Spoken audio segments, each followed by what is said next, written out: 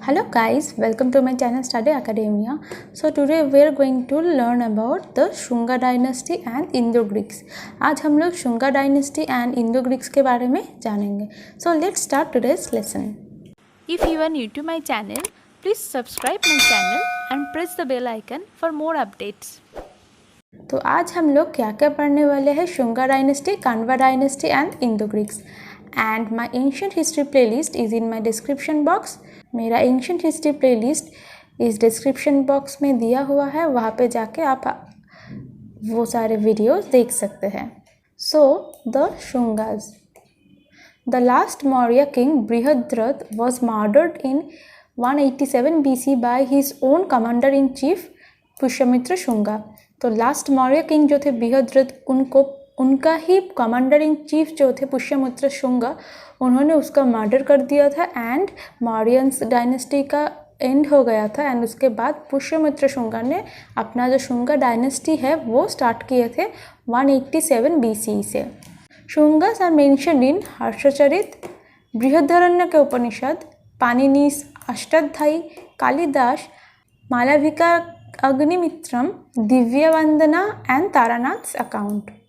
तो शुंगा डायनेस्टी के बारे में मेंशन किया गया है कुछ टेक्स्ट में, जैसे कि हर्षचरित में, बृहदारण्य के उपनिषद में, पाणिनि के द्वारा लिखा गया अष्टाध्यायी में, कालिदास के द्वारा लिखा गया मालविका अग्निमित्रम में, एंड दिव्यवंदना में, एंड तारानाथ जो एक बुद्धिस्ट स्कॉलर थे उसके वर्क्स में भी शुंगा के बारे में मेंशन किया गया है. The 10 Shunga Kings ruled in all likelihood for a total of 112 years. तो टोटल कुल मिला के 10 शुंगा किंग्स ने रूल किया था for the period of 112 years. तो उन्होंने 112 साल तक ये शुंगा किंग्स जो थे इन्होंने अपना जो साम्राज्य है वहाँ पे इन्होंने रूल किया था. तो शुंगा डायनेस्टी के फाउंडर जो थे वो थे पुष्यमित्र शुंगा. जैसे कि अभी हम लोगों ने पढ़ा कि पुष्यमित्र शुंगा ये एक कमांडर इन चीफ थे मौर्यन आर्मी के, एंड इन्होंने ही जो लास्ट मौर्यन रूलर थे बृहद्रथ उनको मर्डर करके ये अपना डायनेस्टी स्टार्ट किए थे. पुष्यमित्र शुंगा परफॉर्म्ड 2 अश्वमेध सैक्रिफाइसेस.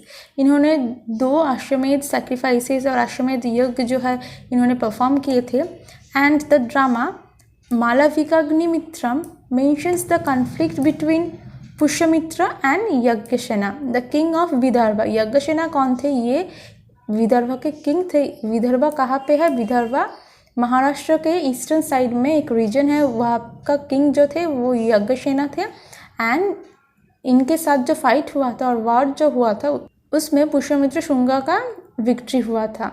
और पुष्यमित्र शुंगा जो थे इन्होंने ये विजयी हुए थे. एंड इनके बीच का जो ये वॉर था ये मालविका अग्निमित्रम जो कि कालिदास द्वारा लिखा गया है वहाँ पे मेंशन किया गया है.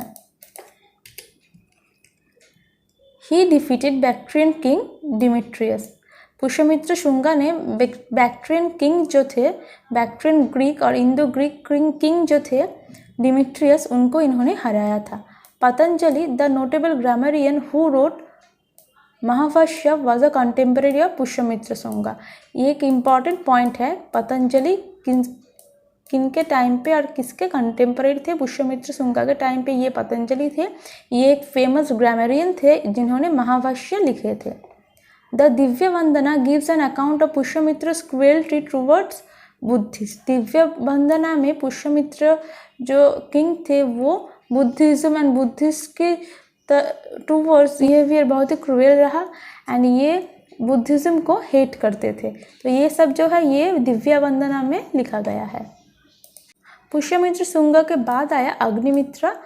तो अग्निमित्र एक इम्पॉर्टेंट कैरेक्टर है क्योंकि अग्निमित्र ही थे जो कालिदास के द्वारा लिखा गया था मालविका अग्निमित्रम. यहाँ पे इसका जो हीरो थे वो अग्निमित्रम ही थे. एंड अग्निमित्रम ये मेनली वाइसरॉय विदिशा के वाइसरॉय थे. एंड इस ड्रामा में अग्निमित्रम जैसे कि इस नाम में ही हम लोग को देखने को मिला कि अग्निमित्रम इस राजा का नाम जो है इस उनके ड्रामा के अंदर ही पड़ रहा है.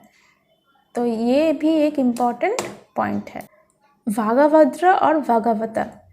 Probably the 5th king Kashiputta Bhagavadra or the ninth king Bhagavata as indicated by the notable Besnagar pillar inscription of Heliodorus. Heliodorus का जो इंस्क्रिप्शन है बेसनगर पिलर, वहाँ पे 5th किंग जो थे भागवत और जो 9th किंग थे भागवत, उनके बारे में लिखा गया है और इनका मेंशन किया गया है। नेक्स्ट जो किंग आता है, लास्ट जो किंग शुंगा डायनेस्टी के, वो है Devabhuti. Devabhuti was also known as Devabhumi and was the last ruler of Shunga dynasty. Devabhuti का और एक और नाम था देवाभूमि, जो कि थे शुंगा डायनेस्टी के last king. According to Harshacharitra, he was killed by Brahmin minister Vasudeva Kanha who founded the Kanva dynasty. तो देवाभूमि और देवाभूति जो थे उनको वासुदेवा कान्वा ने उनको मार डाले थे एंड उसके बाद कान्वा डायनेस्टी आया।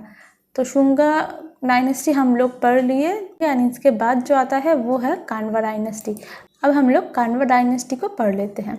Canva dynasty was founded by Vasudeva and suppose to be a descendant of Rishi Kanva and ruled from Pataliputra. Vasudeva जो थे ये मेनली ऋषि कान्वा के डिसेंडेंट्स माना जाता है एंड ये पाटलिपुत्र से रूल करने लगे, उनका जो डायनेस्टी था।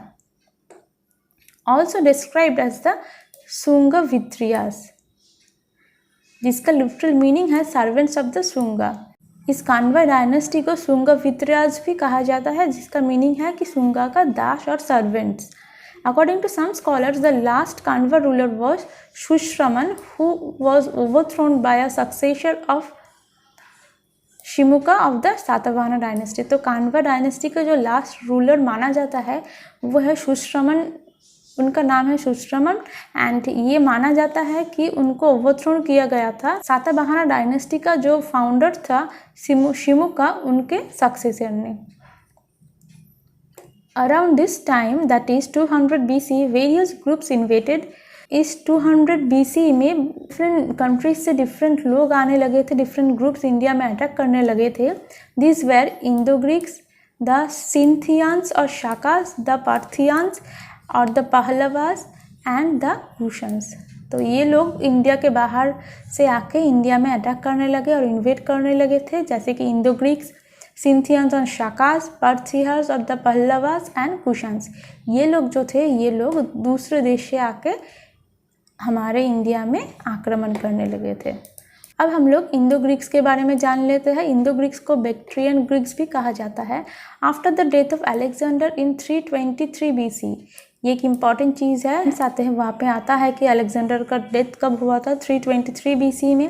Many Greeks, after the death of Alexander in 323 BC, many Greeks came to settle on the northwestern borders of India with Bactria।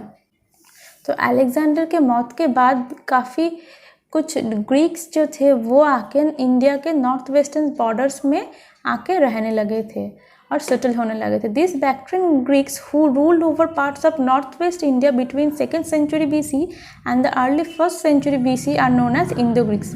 तो 2nd century BC में and early 1st century BC में जो Bactrian Greeks आके जब जो India के north western side में रहने लगे, उन लोगों को इंडो ग्रीक्स कहा जाता है। In the beginning of 2nd century BC, the Indo Greeks were the first to invade India. तो इंडिया में फर्स्ट फॉरेन इन्वेड जो किए थे वो इंडो ग्रीक्स किए थे 2nd century BC में। They were first to use gold coins. ये एक इम्पॉर्टेंट पॉइंट है, we must remember this point. Who issued gold coins, ये क्वेश्चन आते हैं एग्जाम में। So the answer will be Indo Greeks. Indo Greeks were the first who issued gold coins. तो Demetrius कौन थे? Demetrius was the king of Bactria. He invaded India around 190 BC and probably also came into conflict with Pushyamitra Shunga. अभी हम लोग Shunga dynasty के अंदर ये पढ़े कि डेमेट्रियस के साथ शुंगा का एक फाइट हुआ था एंड उसमें पुष्यमित्र शुंगा जो थे वो जीत गए थे।